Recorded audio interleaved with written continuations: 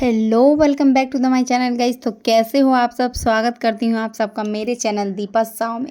तो मैं आ गई हूँ फिर से एक नए ब्लॉग के साथ। और आज है मेरी मौसी की बेटी की शादी। तो हम लोग निकल गए थे अपनी मौसी की बेटी की शादी के लिए। हमारा मौसी का घर पास में ही था, इसीलिए हम लोग शादी वाले ही दिन निकले थे। और ये रही मेरी क्यूट सी मासी, और ये है लड़की जिसकी आज है शादी। ऊपर में छत पे प्रिपरेशन हो रहा था शादी का, रात को बारात था और यहाँ ऊपर में चल रहा था प्रिपरेशन सजावट का, क्योंकि शादी छत पे ही होने वाली थी। और तब तक मेरी छोटी बहन आ चुकी थी। सारे फैमिली वाले बहुत दिन के बाद एक साथ हुए थे, तो बहुत ही अच्छा लग रहा था देखकर। और यहाँ पर खाने पीने की तैयारियां चल रही थी। पंडाल बाहर में बना हुआ था, बहुत ही अच्छा लग रहा था, बहुत ही मज़ा आ रहा था। बहुत दिनों के बाद अपने घर में शादी हो रही थी।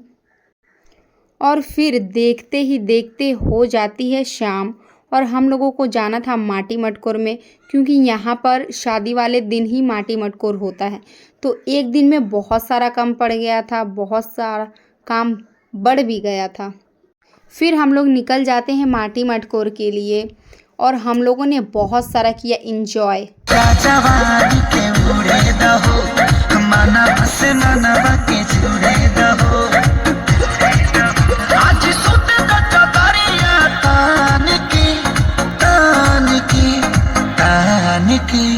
टूट जाए राजा जी,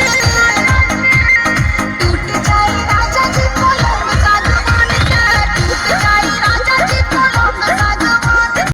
और फिर हम लोग माटी मटकोर से वापस आ गए थे घर। और ऊपर देखिए छत को कितनी प्यारे तरीक़ा से सजाया गया था, क्योंकि शादी ऊपर ही होने वाली थी। और यहाँ फेरी लाइट का भी बहुत अच्छा काम किया गया था। और मेरी बहन यहाँ पर वीडियो फ़ोटो शूट वगैरह करवा रही थी, और मेरी बहन हो चुकी थी रेडी।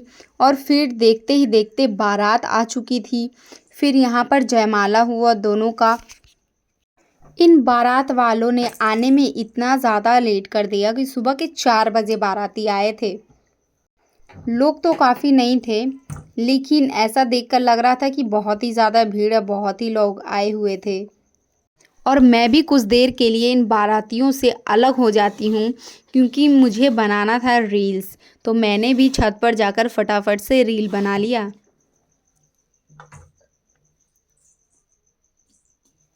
और देखते ही देखते घड़ी आ चुकी थी शादी की।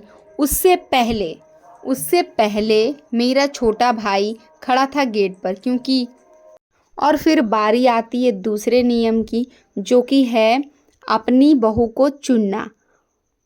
फिर हम सारी बहनें एक जगह मिलकर छुप गए थे, और मेरे जीजा जी को ढूंढना था कि उनकी वाइफ कौन सी है। तो वो पहचान ही नहीं पाए कि उनकी वाइफ है कौन।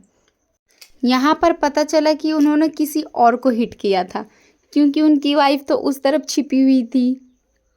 हम लोगों को इस बात पर बहुत ही ज़्यादा हंसी आई। और फिर हम लोगों ने सब कोई मिलकर उनका उड़ाया बहुत ही ज़्यादा मजाक। और फिर सारा नियम होने के बाद आ जाते हैं कन्यादान पर, जो कि मेरे मामा ने किया था। और फिर यहाँ पर 7 फेरे हो रहे थे।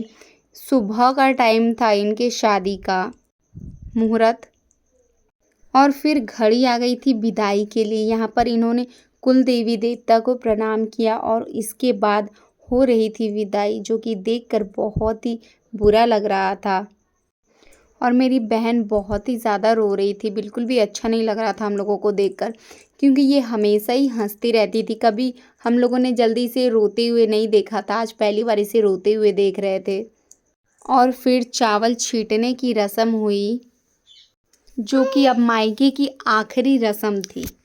और इसकी विदाई होने के बाद हम लोग निकल जाते हैं अपने घर के लिए। तो मिलते हैं इसी तरह से नेक्स्ट वीडियो में। थैंक यू सो मच दोस्तों।